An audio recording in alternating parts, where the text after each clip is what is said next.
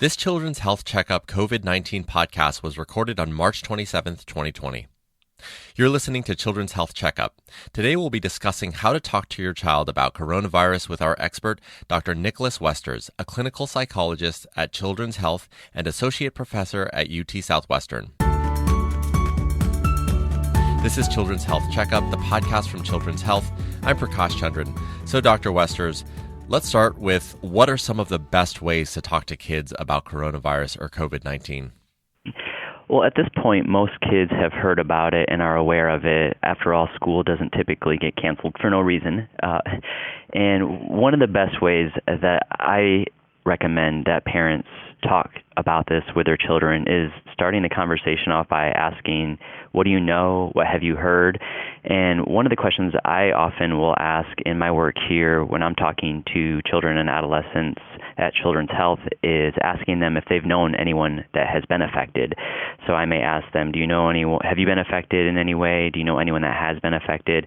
And I think this is a fair question for parents to ask their children because they may have heard friends through the grapevine that may have been exposed or affected, and adolescents in particular may have greater exposure based on their social media connections, so they may know someone. So it's perfectly okay for parents at this point to check in with their children and ask them what they've heard, and then that allows the conversation to open up, and parents can then provide correct information if there's misinformation, and then hopefully decrease anxiety that their children may experience as a result of misinformation. Yeah, you touched a little bit on this already, but I'd love to hear a little bit around how you would recommend approaching the topic with these different age groups. You know, you mentioned some have access to social media while others may not.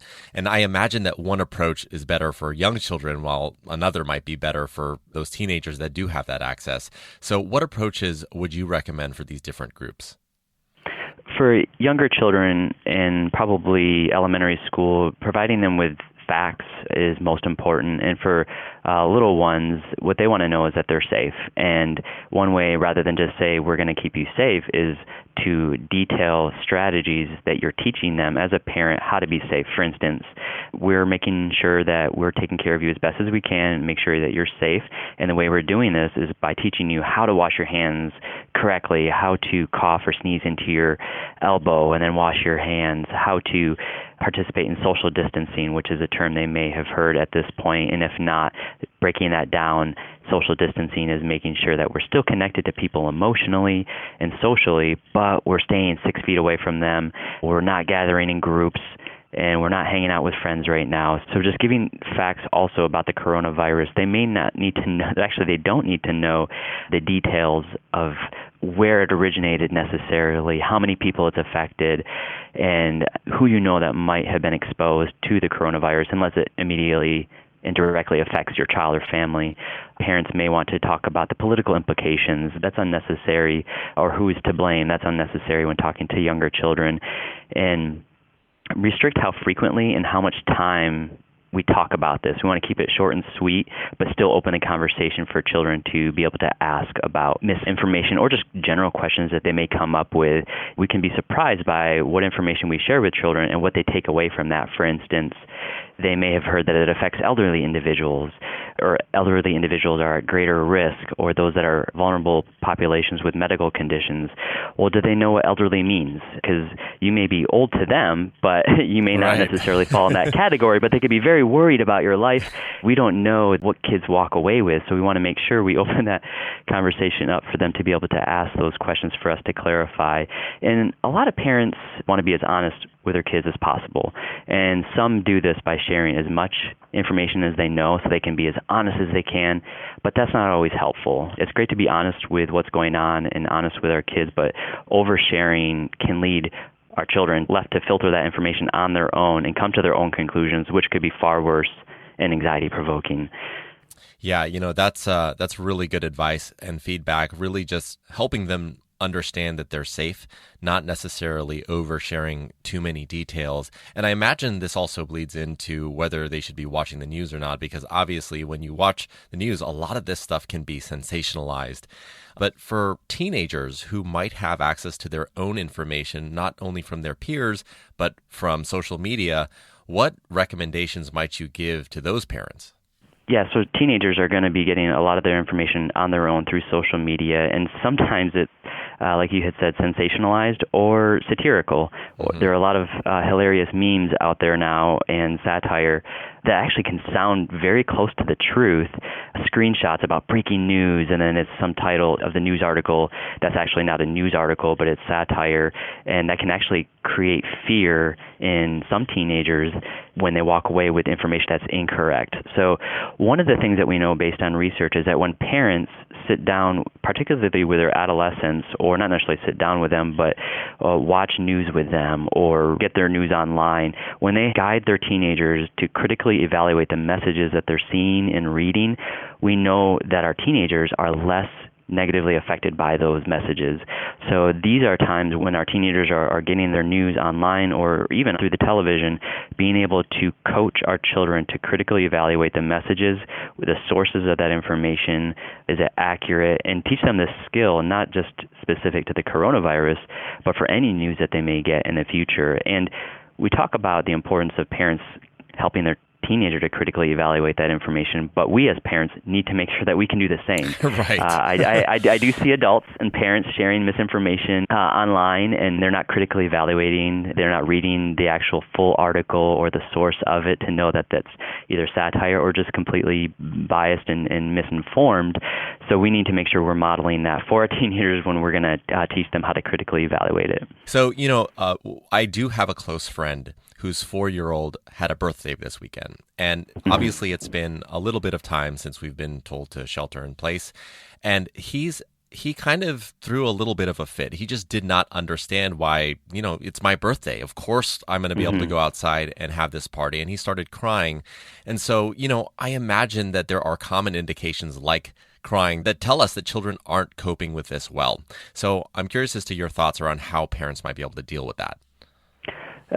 Yeah, that's certainly disappointing to have this huge expectation of a birthday party and then suddenly it's canceled or we can't have it, whether it's related to coronavirus or some other circumstance. Right. So there are appropriate responses. It's very disappointing. A child is going to cry and be disappointed, and we don't want to dismiss that and say, oh, it's fine, you have plenty more birthdays to celebrate in the future.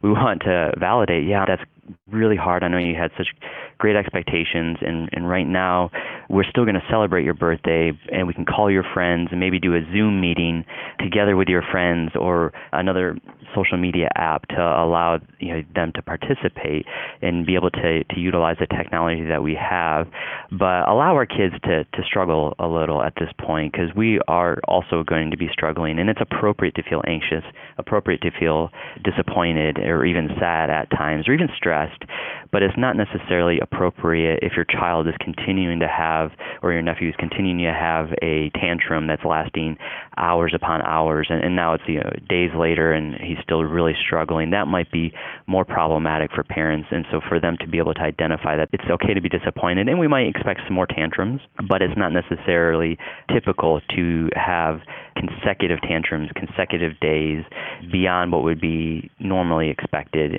in your child. So parents know their kids best, and so they're going to be able to know, are they experiencing just some stress, or is this more abnormal than usual, because they're probably going to sleep a little more now that there's less structure with school, even though there's still school online for most students, but they may sleep a half hour or an hour more and may have some struggle going to bed at night. But are they suddenly not sleeping at all, or are they sleeping all the time, which is more abnormal? Is your teenager, who is typically really social, even whether face-to-face or online, are they suddenly withdrawing and not even connecting with their friends online anymore? That's a little bit more abnormal, most likely. So I want to zoom out a little bit to the family unit. I know that for me and my family and my kids, we've had to really adjust to being home with each other as often as we are right now. So, as families take these measures like social distancing to help prevent the spread of COVID-19, what are some tips that you might offer for helping them adjust to more time at home with one another? Yeah, so we're still going to want to stick to some structure. Of course, it may be a little bit looser than usual, and that's okay. because our kids are not going to be in school for 6 to 8 hours. They might be doing some online school that they may not be able to tolerate for more than 30 minutes at a time, or even less for some younger children, and needing to take breaks. And allowing those breaks, I think, is going to be important. But for all of us, we're going to want to make sure we maintain some sort of structure. And when there are so many unknowns, like there currently are with the coronavirus, for instance, we don't know when things are going to end. We don't know how long we're going to have to continue with these social distancing practices. And that can actually be, the fact that we don't know that when this is going to end can cause so much more stress. So being able to create a sense of control in a time when we don't feel like we have much control can go a long ways. So that's helpful with a structure, making sure meal times, play times are still consistent. And then getting creative. There are, I know, a lot of online resources that are geared toward learning, but also connecting with others that families can use, and creating good, positive family memories during this time. What better time to bond with our families than when we're actually required to be around them much more than we typically are. And there are a lot of different creative ways. I think about like doing treasure hunts, like inside the house, outside the house, fun activities like that, or learning how to bake together, or having your child write a comic or make a video, a funny video, or become an expert in some topic. And I think one other way that we can help not only ourselves but our kids is to focus on what we can do to help, other than just washing our hands, other than just staying at home. There's got to be more, and we can talk to our kids, children and teenagers, about strategies to give back, such as writing letters to those who may be affected by visitor restrictions at the hospital, or nursing homes who aren't getting their visitors, or making videos and sending them to the healthcare workers on the front lines. So using a lot of this downtime to come up with creative ideas, reaching out to the community, sidewalk chalk with hopeful messages, when it's nice out, being able to go out on the driveway and have your kid write a neat message for the people that are out walking and getting outside and getting some exercise that they can read and feel encouraged.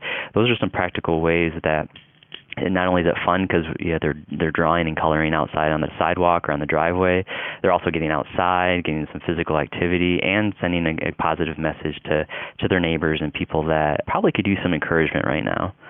Absolutely. Absolutely. So, as we wrap up here, are there any final tips you'd like to share with parents around just how they can help their kids through this crisis, or do things like encourage self-care? Any final thoughts that you might want to leave the audience with? I have two thoughts in particular. One is to keep things in perspective. This is not meant to last forever. We are going to get through this. We are resilient people. If we can keep that in perspective and help our kids keep that in perspective, then I think that will go a long way. And second, particularly with teenagers or older children who may not be taking this as seriously, they may see social distancing or staying at home as an infringement upon their rights and autonomy because they want that independence. We want to appeal to their altruistic nature. That's one message I want to make sure our families hear, is that altruism is better than coercion when it comes to older children and teenagers, and appealing to them to participate in social distancing and how it can save those in the family that are at risk, whether they're medically vulnerable or elderly, and being able to do their part as heroes in keeping everyone safe, not only in the family, but in the neighborhood and in our world. Well, I think that's the perfect place to end. Thank you so much for your time today, Dr. Westers. That's Dr. Nicholas Westers, a clinical psychologist at Children's Health and associate professor at UT Southwestern. Thank you for listening to Children's Health Checkup. For more information, visit childrens.com/COVID-19. If you found this podcast helpful, please rate and review or share the episode, and please follow Children's Health on your social channels. Thanks, and we'll talk next time.